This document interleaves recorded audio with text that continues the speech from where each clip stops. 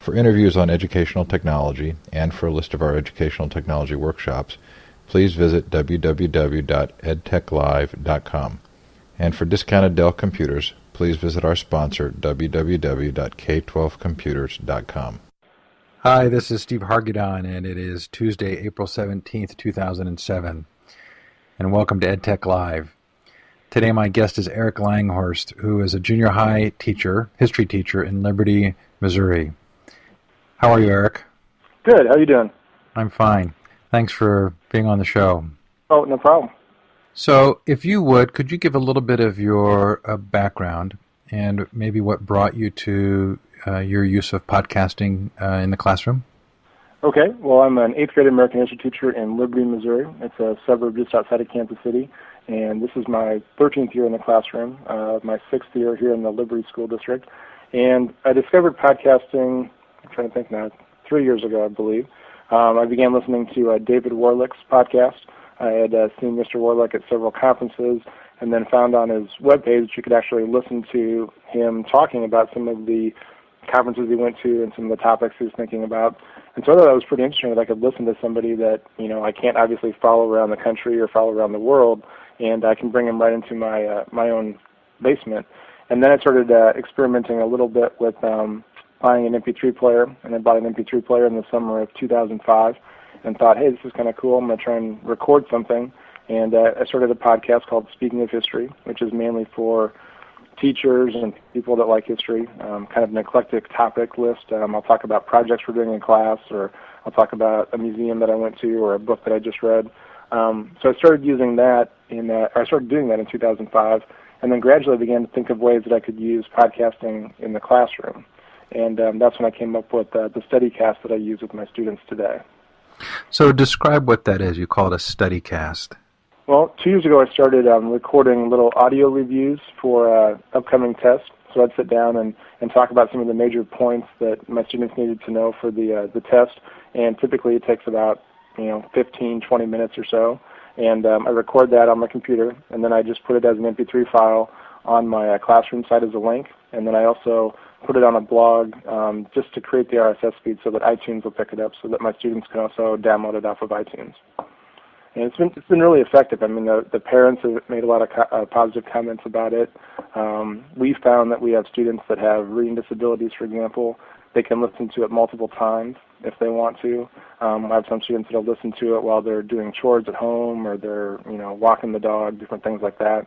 And it's been a really positive experience for my students. What percentage of your students do you think actually listen to the StudyCasts? Well, sometimes we'll actually listen to it in class, like the day before a test. So I know that, when we do that, everybody gets to hear it. But typically, I'd say probably maybe 30 or 40% of my students listen to it at home.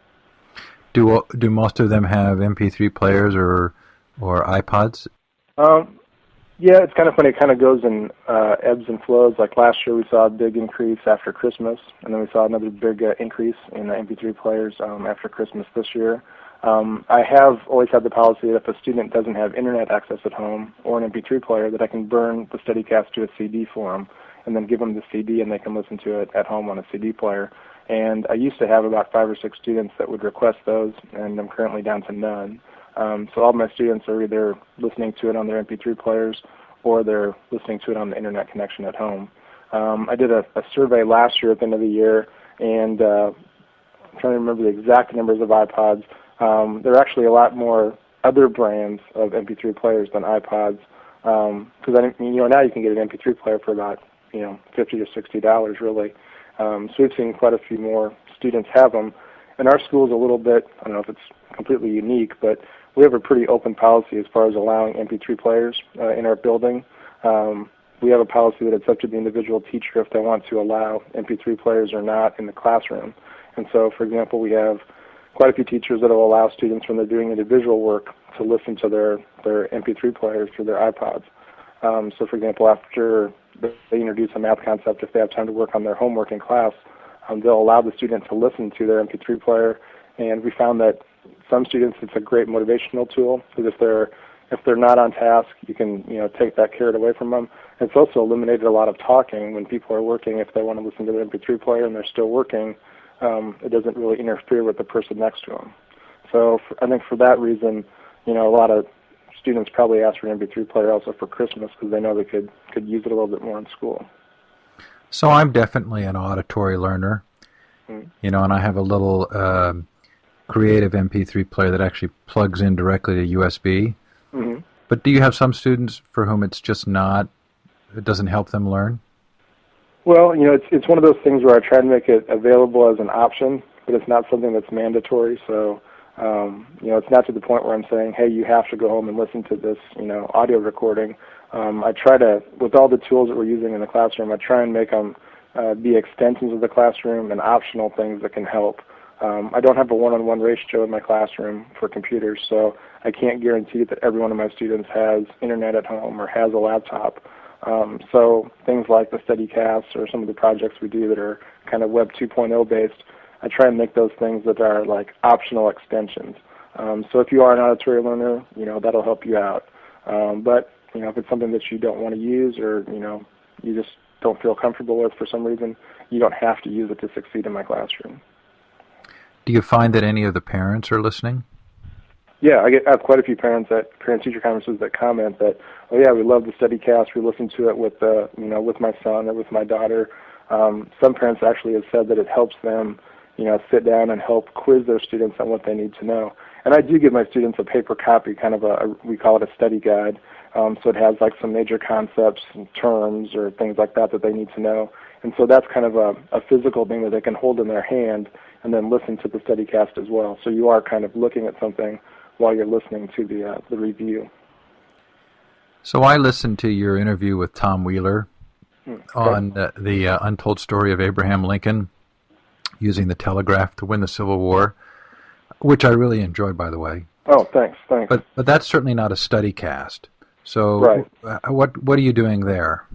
Well, the Speaking of History podcast is really kind of, I guess I try to identify my audience as other history teachers, but I've had recently some junior high age students that have emailed me from different parts of the country saying, hey, I am homeschooled and my parents have found your podcast and we actually listen to it as part of our social studies instruction.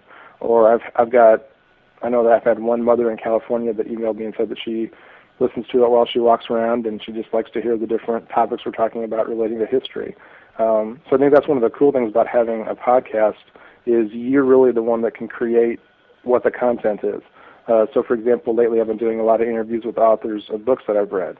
But then I can also do one on, a project that we've done in class. So if you're someone that's mainly into history, you might be interested in the Tom Wheeler interview. And then the next day I might do one about a Civil War project we did. And that might not interest you, so you can click on your iPod and go on to the next one. So that's kind of, I like the freedom of having the podcast and being kind of the one that decides, hey, I'm going to do this today because it interests me, and the next day it might be completely different. Do you have your students creating podcasts at all?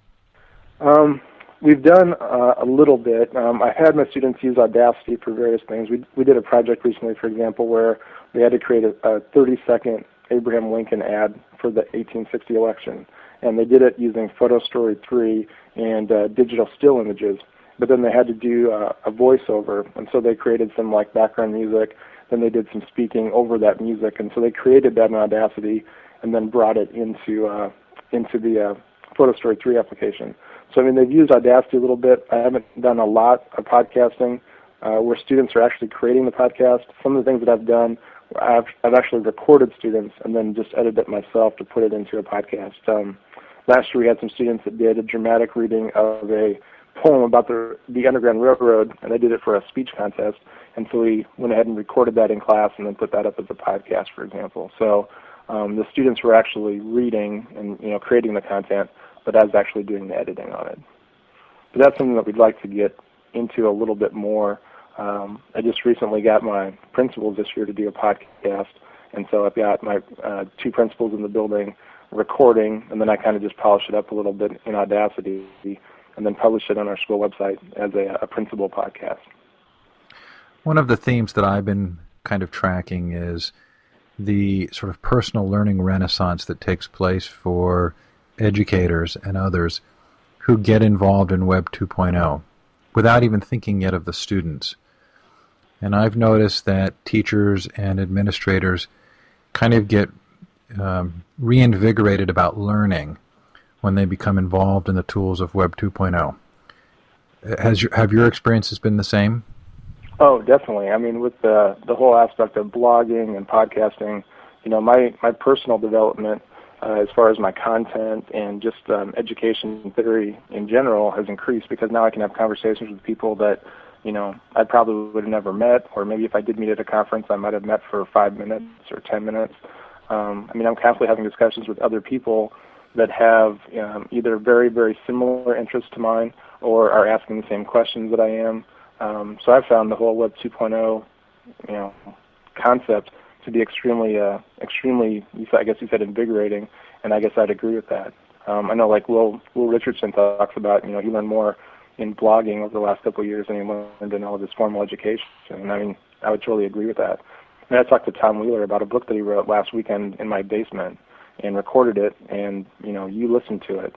When am I going to have the opportunity to sit down one-on-one with the author of a book like that? And then as kind of an added bonus, I got to share it with other people, and I put it up last week, and I looked the other day, and I think it's been downloaded like 500 times. So, that's an incredible experience to share with people. So a sort of a secondary theme that comes out of that is that as teachers are getting kind of reinvigorated, that it's opening the door to talking about pedagogy. And there's, at least from the educational bloggers, there seems to be kind of a desire to figure out how to get students that engaged as well. Has your experience with podcasting and other Web 2.0 tools informed you in any way with regard to thinking about how schooling might change in the next 10 years? Well, I think one of the big changes that will eventually happen is that every student has their own laptop, whether that comes in the form of state-funded programs or, something similar to the one-on-one laptop project that comes to the United States. I think that eventually that'll be a big turning point when students are definitely assured of having that ability to connect to the Internet and produce things on their own. I kind of, as I talked about before, the things that I do now that are Web 2.0, I try to kind of tend to do as an extra instead of something that's really mandatory. And I think once we get to that point where every kid has a computer, we can do a lot more things as far as having them produce things and kind of getting out of that mold. So I think Web 2.0 will definitely have an impact. I don't know exactly what the tipping point's going to be. I don't think we're obviously there yet, and I don't know what event's going to bring that about. But I think sometime in the next 3 or 4 years, there's going to be some event that really changes the way that we educate our students. At least I hope that happens soon. What's your favorite podcast that you've done? Wow, favorite podcast I've done. I did one last year. It was actually on the anniversary of when I started the podcast. I was out in San Diego and was attending the NET conference. And before we left, we had kind of a little bit of spare time, so I went on the USS Midway that's docked there and did a podcast from the USS Midway and interviewed a couple of the people that were the tour guides and stuff. And so I thought that was pretty incredible to do a podcast from the deck of such a historic ship like that. But some of the interviews that I've done have been really interesting too. The Tom Wheeler one was obviously really interesting. I did one with some of the people that did some of the directing in some History Channel productions of the 10 Days That Unexpectedly Changed America, and that was kind of interesting to get their perspective from a producer's point of view on creating something that's going to be used in the classroom for years to come. So those would be kind of some of the ones that stick out, I guess. What podcasts that aren't your own do you listen to? I listen to The Speed of Creativity by Wesley Fryer. I listen to KidCast. That's one by Dan Schmidt. I actually know Dan Schmidt from doing some education things in Nebraska. I'm actually a native of Nebraska, so I listen to his. I think some of the other ones I listen to a lot. I listen to a bunch of different ones, and sometimes I'll listen to maybe 2 or 3 of them and then listen to another one. Ed Tech Talk. I try and listen to some of those from the guys up in Canada. Off the top of my head, I'm trying to think of all the ones that I've got on my RSS feed. The Colonial Williamsburg podcast, they've done a really high-quality job for about 2 years now on their podcast, and that's always very interesting. I really try and sample a lot of different ones and just kind of see, what kind of trips my trigger for a couple days or a couple weeks. The TED Talks ones, both the video, if you download those, and then also the audio from the TED conferences.